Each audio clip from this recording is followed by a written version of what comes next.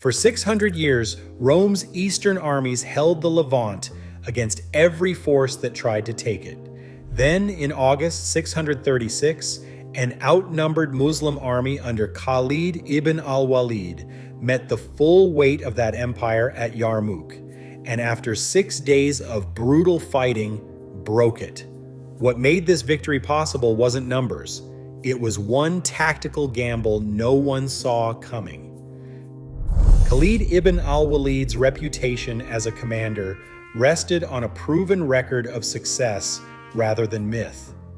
During the Ridda Wars of 632, he consolidated the Central Arabian Plateau. At the Battle of al-Yamama in December of that year, fought on the plain of Aqraba, his tactical adjustments secured a victory that established his battlefield credibility.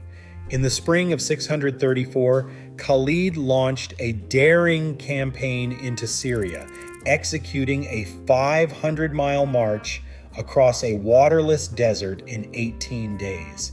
His forces survived by using camels as mobile reservoirs and pre-positioning water caches, a logistical feat that bypassed Byzantine frontier guards entirely. By the summer of 634, he commanded Muslim forces at the Battle of Ajnadain. In this engagement, Khalid used a mobile cavalry reserve to punch gaps in the imperial lines, showing a command style built on speed and pressure. These early campaigns defined Khalid as a pragmatic problem solver who led from the front. He delegated tactical choices to trusted officers and made rapid decisions under pressure, earning the fierce loyalty of his soldiers. When he arrived to face the main imperial armies, his authority did not come from a title, but from an unbroken string of victories. The Eastern Roman Empire, known to modern history as the Byzantine Empire, did not view the Arab forces as a minor border skirmish. For decades, the empire had exhausted its treasury and manpower in a brutal, generation-long war with Sasanian Persia. Just as Emperor Heraclius began to re-establish control over the Levant frontier, Arab forces began seizing key regional outposts. To secure the region, Constantinople deployed a massive imperial field army under the command of Vahan of Armenia, a veteran general of the eastern frontier. This force represented the traditional weight of Roman military planning.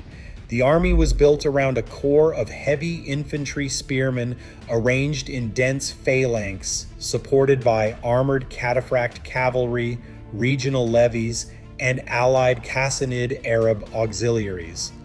Modern historians debate the exact size of this expeditionary force, placing it anywhere from 25,000 to 60,000 soldiers.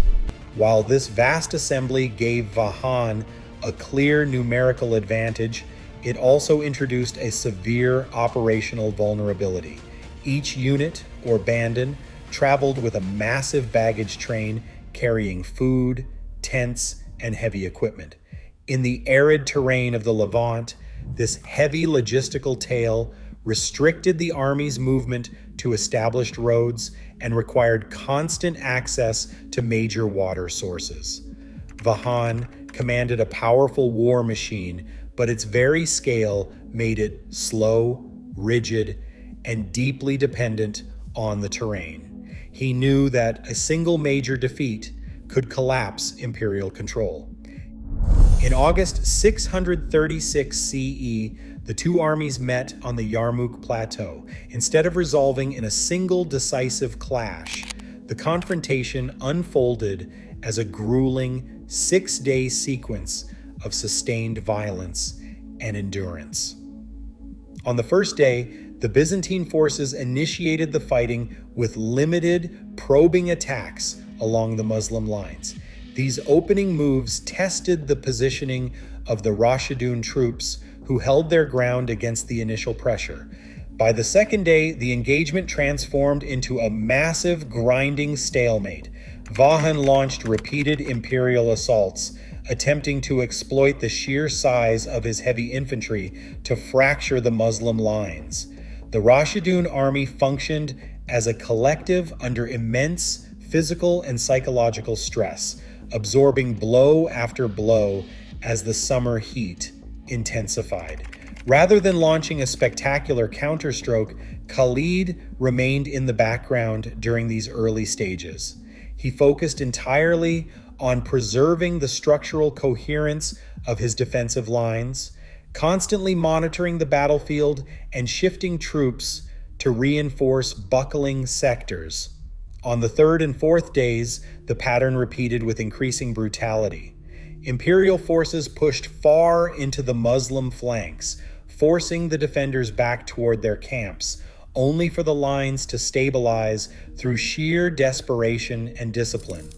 Every yard of the arid plateau became a zone of exhausting combat, showing the battle as a slow grind rather than a swift victory. Both sides faced mounting exhaustion, yet neither could secure a decisive advantage, establishing a tense deadlock that tested the absolute limits of both armies. Holding a defensive line under the relentless glare of the Syrian sun required more than individual bravery. It demanded an institutional resilience that could withstand hours of impact. The Rashidun soldiers did not break because their cohesion was anchored in a highly structured daily routine. In the quiet hours between imperial assaults, the camp maintained strict order. Soldiers lived in organized rows, shared their dwindling provisions, and gathered for systematic prayers that reinforced their collective resolve. This internal discipline transformed the army from a collection of tribal warriors into a single, synchronized shield. As the days blurred into a cycle of dust, heat, and steel, survival became a matter of physical and psychological preservation. Unlike the rapid, decisive raids of their past campaigns, Yarmouk imposed a claustrophobic test of patience. Men stood for hours under the weight of chainmail and leather, absorbing the shock of Byzantine cataphract charges, knowing that a single step backward could collapse the entire front. This silent endurance, the simple, agonizing act of waiting and holding, became the true measure of the army's strength. In the historical memory of the early Islamic conquests, Yarmouk is defined not by a swift, glorious charge, but by this grinding, agonizing strain. The soldiers had reached the absolute limits of human endurance. Khalid's command kept the structure intact, but both the men in the ranks and the leadership knew that passive survival could not be sustained indefinitely. To survive the heat and the weight of the Roman Empire, the deadlock required a deliberate, calculated response. On the fifth day of the battle, Khalid initiated a deliberate, pre-rehearsed maneuver to break the stalemate.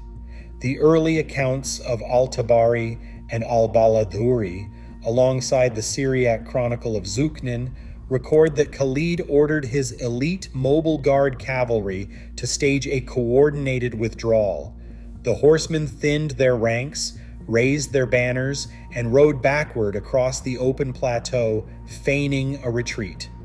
Believing the Muslims were routing, the heavy cavalry of the Byzantine left wing broke disciplined formation to give chase.